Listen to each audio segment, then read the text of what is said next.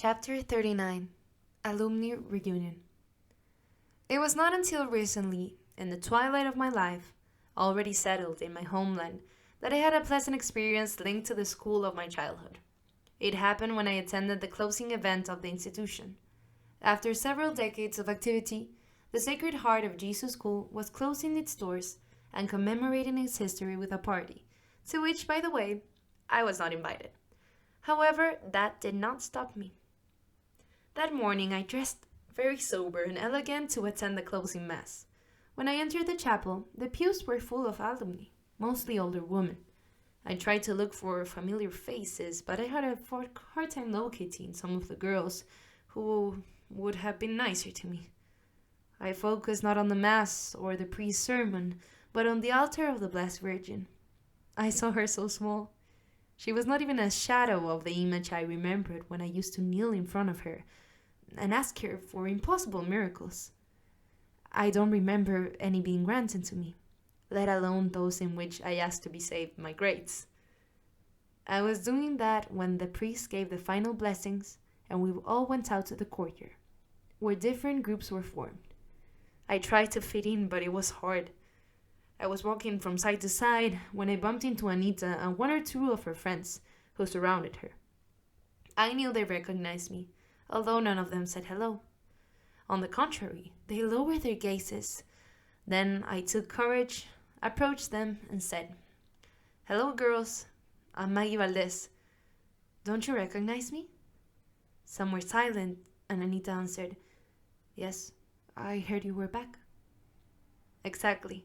And I wanted to come to the alumni farewell with the illusion of seeing you." "Yes, but you didn't graduate with us," she replies. "I didn't graduate with you, but over the years I did a doctorate in the School of Life.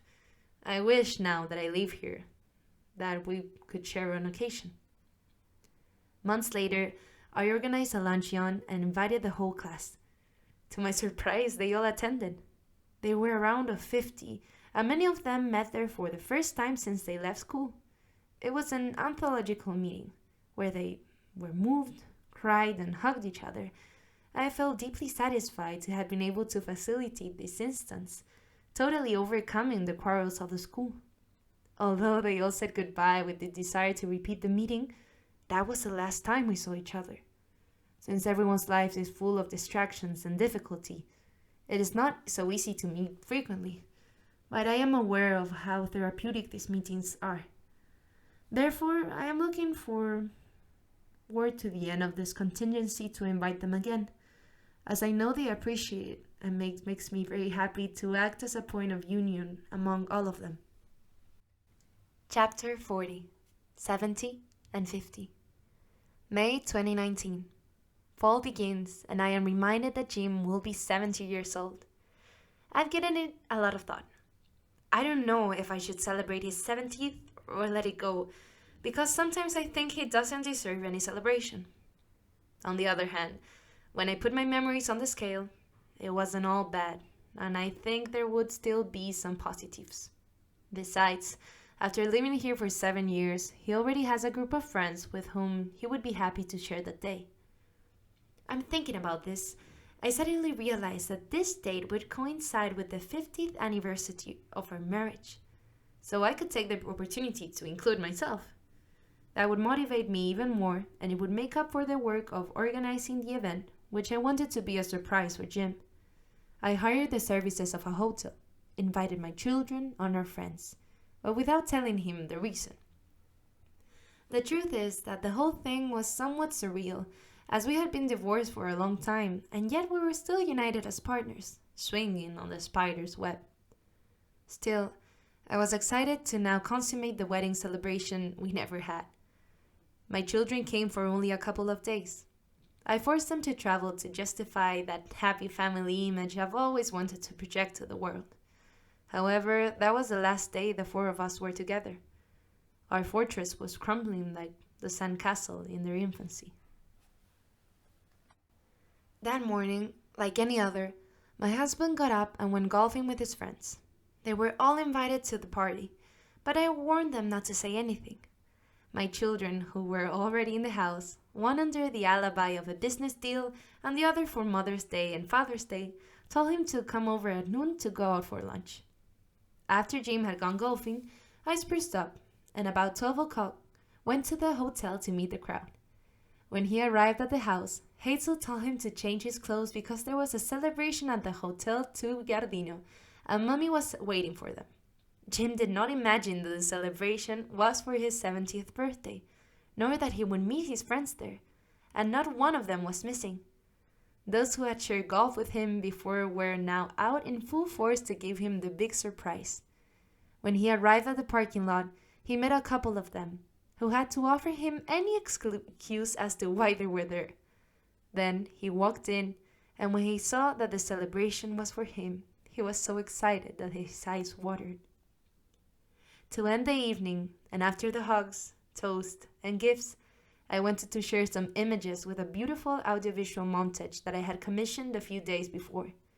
The production showed us how those young people, now old, were weaving the web that with difficulty held us together in a few fragile threads.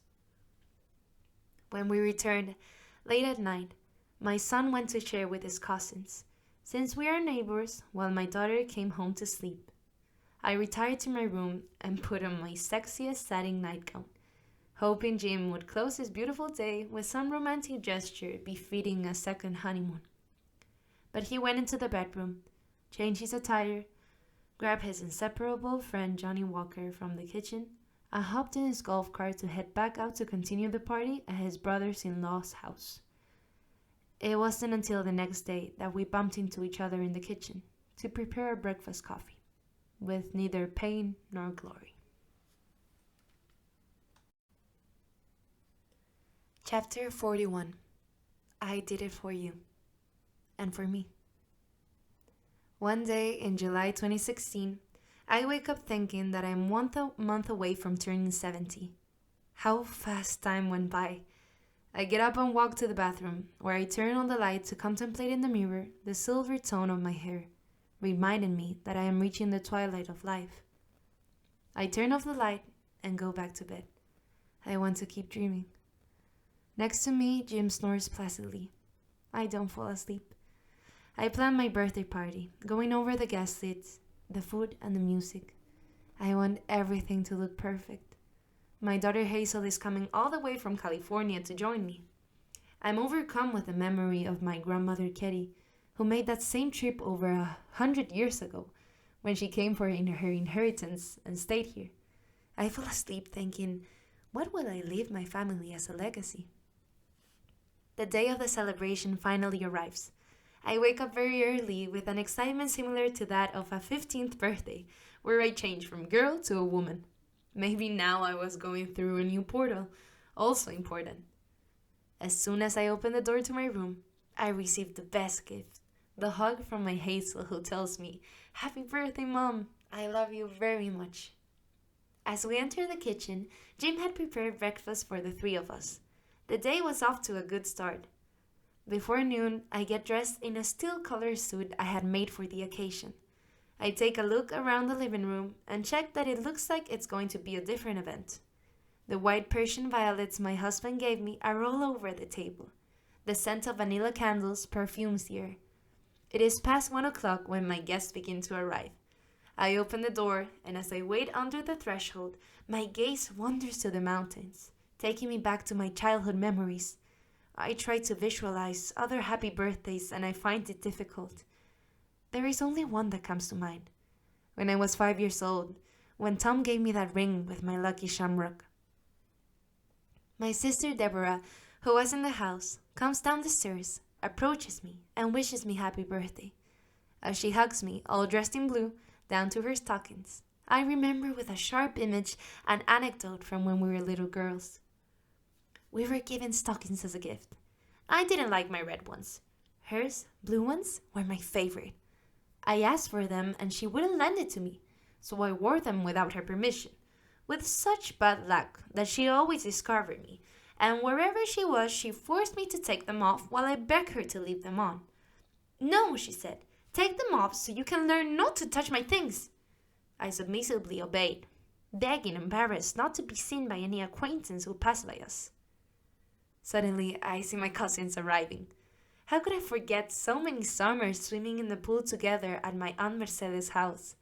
She, meanwhile, would grind and grind corn to cook us in a big bowl of corn pie with basil that we would eat for lunch at a long table under the shade of a vineyard, accompanied by a tomato salad, and for refreshment, sorbet from the raspberry we had picked in the morning. During the after-lunch conversation, we would tell each other secrets and form teams to play in the afternoons. Those were the times when families and neighbors shared without rivalry. Now my face lights up because my friends from my youth are coming in. My accomplices, the one who comforted me when I fell in love and lost my mind for Vicente, my first love, whom I still remember riding his sports car with its unmistakable look. They listened 1,000 of times to my sorrows about this impossible romance. Among them all, Raquel stands out, the pretty young woman that I met when we were 18 years old. Thinking back to that day, we were laughing out loud. It was a memorable season. Raquel was tall, skinny, long blonde hair, and wore knee-high boots.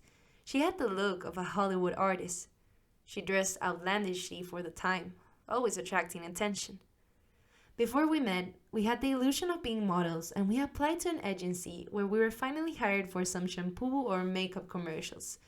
The modeling career lasted a couple of months, but our friendship lasted until today.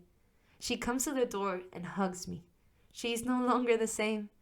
The years have not passed in vain, but she still exudes glamour, like when we used to go to Las Brujas and dance the boleros of Los Panchos and Vicky Carr.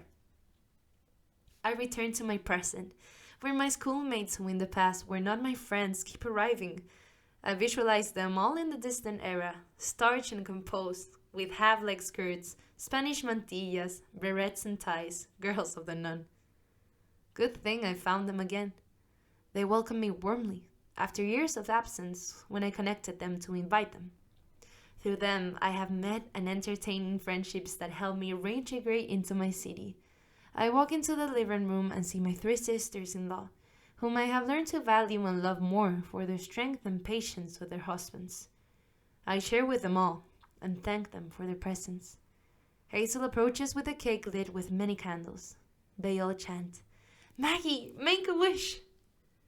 I think, what can I ask of life? I have everything, and I have nothing. As I listen to the happy birthday song, I feel melancholy for the past, for the pain, for the sadness, and for the loneliness that accompany me. I blow out the candles and say to myself, this is how life goes out, like a breath of unfulfilled wishes, as the tangos say. Yesterday, I was a little girl full of dreams who wanted to be a queen in a velvet and silk dress, just like the ones in my father's story where I was always the protagonist. In a way, I am still a character playing a role through time, where my existence is the movie in which I chose to act. I was Rapunzel, Snow White, Sleeping Beauty, and many other princesses who were part of this programming full of expectations of ideal loves that end up filling us with frustrations when do not achieve them. I mingle with my friends. We laugh and sing until the evening begins to fall. As they say goodbye, the room empties, as does my being, of the feeling of fullness they brought me. After a while, only Hazel and I are left. We hold hands and look at each other with complicity. In 2 more days she will return home with her husband and children. I will be alone again. I think of my mother who was alone for years, always from her children, and now I am experiencing the same thing. The patterns repeat themselves. I feel tired. It's time to sleep. It has been a long day. I go to my bedroom, put on my nightgown, and lie down on the bed. I keep reminiscing. I'm about 10 years old and I hear screaming. I run to my room to hide. I pee myself with fear. I see my father coming in drunk. My mother berates him. He ignores her and falls asleep on a sofa. Then calm returns. The next morning at dawn, before my mother gets up for work and we get up for school, he has already gone out to get drunk once more. I pray that when I get out of school, he won't be on my way. I pray that he dies, thinking that then we would all be happy and stop worrying that something bad would happen to him. I feel so sorry for him. Thank God I didn't meet him on the way home that day. He was lost for weeks. I even think it was for months. We didn't talk about it, but my mother was always anxious, waiting for him to return. You could feel it in the air. One fine day, Rosalinda, after some inquiries, plucked up the courage and went to look for him, to Mendoza, Argentina. Tom went there to work for a while at the oil company in Luján de Cuyo, and thus continued with his self-destructive dynamics without anyone's approach. He arrived back with her, sober and loaded with gifts for us, as well as a new story inspired by the neighboring country. My mother's face lit up, though she didn't look at him or greet him. We would celebrate his return. Then he would take refuge in his room with the company of his books, his radio, and listening to tangos. The next morning, when we got up, the table was impeccably set. Freshly baked toast, pancakes with honey, all prepared by my father. That's how we would happily go to school. I prayed to God that the peace would last forever. When I came home from school, I looked for him in the backyard. There he is, sitting under the lemons, reading as usual, and I asked him, "What are you doing, Tom?" "Nothing. I was dreaming." "It's free and you're not bothering anyone. Never stop doing it." "Why don't you write down your experiences and fantasies?" "Not at this point, Maggie. I'm old. You will do it for me." At that time, I did not give importance to his mandate, but over the years I realized that we had many things in common, especially loneliness, the insatiable surge to be happy, to feel loved, and that madness that sometimes takes us to the edge of the precipice. Tom was a unique being. With his gestures, he gave an example of kindness and generosity. Looking back, I realized that the stories of my ancestors and my husband's have many parallels and at the same time similarities with my own. If in school, students repeat a grade when they fail a subject, what will be the pending subject? What lesson is my family tree trying to teach me? Sometimes I think that when I go to the afterlife, I will have these questions answered along with my parents. I trust that then, rather than a final judgment, I will meet the end of the trial, the end of the accusations, the end of the condemnations, to learn, or at least that we came to this world to experience it all.